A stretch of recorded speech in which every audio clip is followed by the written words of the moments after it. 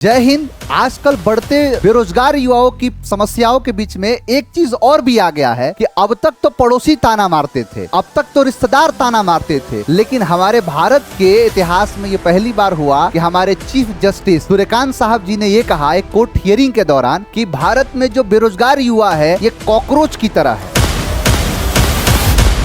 कि जो दिन भर सोशल मीडिया पर लगे रहते हैं, कुछ आरटीआई एक्टिविस्ट बन जाते हैं, कुछ लोग मीडिया बन के और जाके सवाल पूछने लगते हैं। आपने ये बिल्कुल सही बात कहा। आपने क्यों नहीं कहा कि जो पेपर लीक हो रहे हैं, जो टाइम से एग्जाम नहीं हो रहे हैं, वैकेंसी नहीं आ रही है, तो जो इसके पीछे जो लोग हैं वो डायनासोर हैं। ये तो आपसे कहा नहीं जाएगा। तो एक जनता पार्टी बन के आई है, कॉकरोच जनता पार्टी है, और उसके मैनिफेस्टो कितने कमाल के हैं कि जिसके अंदर कहा गया है कि अगर कोई भी चीफ जस्टिस है, अगर रिटायर होते हैं तो उनको राज्यसभा सीट नहीं मिलेगा, क्योंकि जानते हैं कि इसके सीट को पाने के लिए भारत में जो जुडिशरी सिस्टम है इसके साथ कॉम्प्रोमाइज किया जा सकता है, और वही कॉम्प्रोमाइज हुआ है। और तो और उसके मैनिफेस्टो में कहा कि 33% का आरक्षण महिलाओं को नहीं चाहिए, 50% का आरक्षण दीजिए। मतलब ऐसी चीजों के बारे में मीडिया को लेके कि अगर वोट चोरी होता है तो इलेक्शन कमीशन को जवाब देना पड़ेगा। कितने जेन्युइन मुद्दों पर बात कर रही है जनता पार्टी। ये बेरोजगार लड़का जो होता है ना, उसका शौक नहीं है कि बेरोजगार रहे। आपसे पेपर नहीं हो रहा है, पेपर हो रहा है तो लीक हो जा रहा है। इन सारी समस्याओं की वजह से लड़का बेरोजगार रह रहा है। बेरोजगार आदमी ना कॉकरोच नहीं, फुटबॉल की तरह होता है कि जो आया जाता कोई भी आदमी उसको एक लात दे के जाता है, आसमान उस पर थूकता है,